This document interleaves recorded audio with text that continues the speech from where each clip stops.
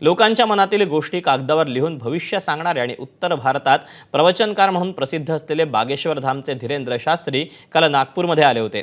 जामठा परिसरात उभारल्या जाणाऱ्या भारत दुर्गा मंदिराच्या शिलान्यास सोहळ्याला त्यांनी हजेरी लावली।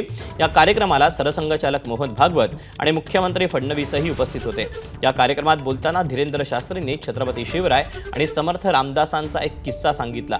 छत्रपती शिवाजी महाराज युद्ध करून थकले होते। एक दिवस ते समर्थ रामदास स्वामींकडे गेले आणि आपला मुकुट उतरवून रामदास स्वामींना दिला। आता हे जे राज्य तुम्ही सांभाळा अशी विनंती केली। त्यावर रामदास स्वामींनीही उत्तर दिल्याचा किस्सा धीरेंद्र शास्त्रींनी सांगितला। त्यांच्या या वक्तव्यानंतर राजकीय प्रतिक्रिया उमटू लागल्या आहेत।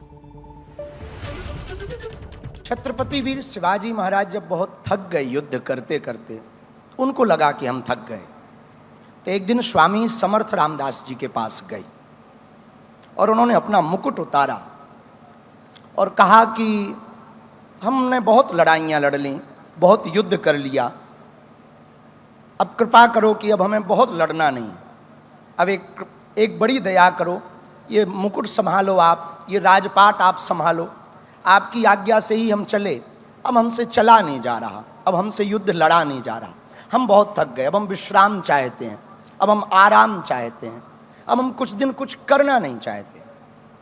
मुस्कुराते हुए स्वामी समर्थ रामदास भगवान ने कहा, ठीक है, हमें स्वीकार है, लेकिन एक बात हम कहना चाह रहे, आप हमारे कौन हो? बोले हम आपके शिष्य हैं। तो वो हम कौन हैं? बोले आप गुरु हो।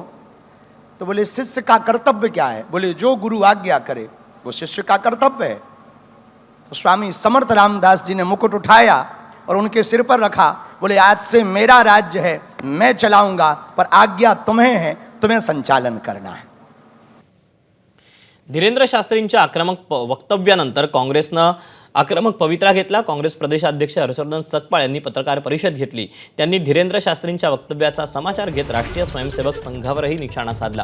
सोबतच मुख्यमंत्री फडणवीस आणि संघानं जाहीर माफी मागावी अशी मागणीही केली। स्वयंसेवक संघाचे जे प्रमुख आहेत यांच्या उपस्थितीत ते काय बोलले की शिवाजी महाराजांच्या संदर्भात ते थकलेले हारलेले त्यांनी मुकुट काढून ठेवला। अरे कोणत्या दंतकथा सांगताय तुम्ही? तुम्हाला लाज वाटली पाहिजे। रामदासांची आणि छत्रपती शिवाजी महाराजांची उभ्या आयुष्यात भेट झालेली नाही हे जाणून बुजून रामदास स्वामींना छत्रपती शिवाजी महाराजांचा गुरु करण्याच्या का मागे लागलेले आहेत? छत्रपती शिवाजी महाराजांची जन्मतारीख बदलण्याचं कट कारस्थान हे सारखे का करत आहेत? छत्रपती शिवाजी महाराजांचा राज्याभिषेक नाकारणारी ही अवलाद इतिहासासोबत ही त्यांनी जी तोडमोड केलेली आहे ते आम्ही सहन करणार नाही। राष्ट्रीय स्वयंसेवक संघाची पण ही मानसिक विकृती या निमित्तानं आपल्या सगळ्यांच्या समोर आहे।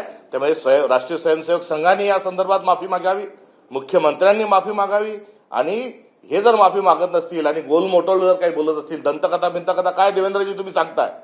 तुम्ही काय पुराण सांगण्याकरता, गरुड पुराण सांगण्याकरता इथे पाटावर बसलेले आहेत का? आणि मम आत्मना स्फूर्ती म्हणून आम्हाला काय पाणी सोडायला सांगताय का? तुम्ही संविधानाची शपथ घेऊन या महाराष्ट्राचे मुख्यमंत्री झालात।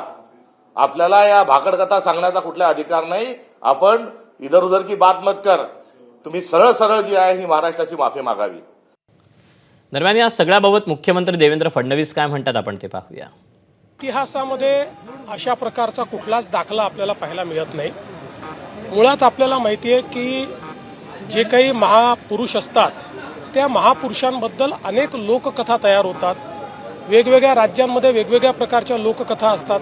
मी याच्यावर एवढंच म्हणेन, जो इतिहास आपण शिकलेलो आहे तशा इतिहासामध्ये किंवा आपल्या इथे जे काही ग्रंथ उपलब्ध आहेत त्याच्यामध्ये अशा प्रकारचा कुठलाही दाखला नाही। धीरेंद्र शास्त्रींच्या वक्तव्यावर राजकीय नेत्यांनी काय म्हटलंय आपण तेही पाहूया। मला वाटतं महाराजगिरी सोडून आता राजकारण करावं, स्पष्ट मत आहे माझं। प्रत्येक जण उठतो राजकारणामध्ये धडे द्यायला लागलेला आहे। शिवाजी महाराज थकले होते, तुम्हाला माहिती ते थकले होते, मग तो टोप काढल्यानंतर लगेच देऊन टाकला रामदास स्वामीकडे। काही कथोकल्पित कहाण्या करणं या महाराजांनी थांबवल्या पाहिजे। महाराष्ट्रामध्ये येऊन अनेक वेळेला यांनी अशी उलट स्टेटमेंट केलेली, त्यामुळं एक संभ्रम तयार करून आणि मग त्याचा चीड निर्माण होते महाराष्ट्रामध्ये। अशा प्रकारचा संभ्रम निर्माण करण्यापेक्षा महाराजगी सोडून आपण राजकारण केलं तर त्याबद्दल आमचं काही दुमत नाही।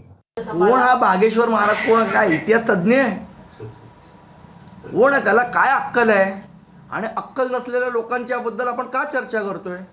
त्याचं काय ऐतिहासिक काही त्याच्यावर डिग्री आहे का, त्याचा अभ्यास आहे काय आहे त्या बागेश्वर महाराजाचं? मला असं वाटतं आपण स्वतःहून विचार केला पाहिजे की बोलणारी व्यक्ती सुज्ञ आहे की नाही आहे. तेव्हा धीरेंद्र शास्त्रींच्या वक्तव्याला सगळ्या राजकीय प्रतिक्रिया आलेल्या पाहायला मिळाल्या. देशाचे माजी सरन्यायाधीश भूषण गवई यांनी काही दिवसांपूर्वीच मध्य प्रदेशच्या छतरपूर जिल्ह्यातील प्रसिद्ध बागेश्वर धामला भेट दिली होती. या भेटीचे फोटो सोशल मीडियात मोठ्या प्रमाणात व्हायरल होत आहेत. त्यावर अंधश्रद्धा निर्मूलन समितीचे संस्थापक अध्यक्ष श्याम मानव यांनी गवईंवर जोरदार टीका केली. माजी सरन्यायाधीश गवईंनी आता बाबासाहेबांचं नाव घ्यायचं नाही, तो अधिकार त्यांनी गमावल्याचं श्याम मानव म्हणाले. रासू गवई सगळ्यांना सोबत घेऊन चालायचं म्हणून ते करायचे, पण विक्तूबाबाचा सत्कार दीक्षाभूमीवर आयोजित केलेला होता आणि आम्ही जाहीर आवाहन केलं की तुम्ही जर विक्तूबाबाचा सत्कार बाबासाहेब आंबेडकरांच्या दीक्षाभूमीवर केला तर आम्ही तुमच्या विरुद्ध आंदोलन करू. त्यावेळेस त्यांनी तो इमिजिएट रद्द केला. तर त्यांचे चिरंजीव जे स्वतः म्हणतात मी आंबेडकरी विचारांचा आहे, आंबेडकरांच्या विचारांचं मी दूध प्यालेलो आहे, तो माणूस जर धीरेंद्र कृष्ण महाराजांच्या पायावर डोकं ठेवत असेल आणि आशीर्वाद घेत असेल, CGI राहिलेला माणूस, तर माझं एवढंच म्हणणं आहे की तुम्ही यापुढे कधीही आंबेडकरांचं नाव घ्यायचं नाही. तो अधिकार तुम्ही गमावलेला आहे. ABP माझा, उघडा डोळे बघा नीट.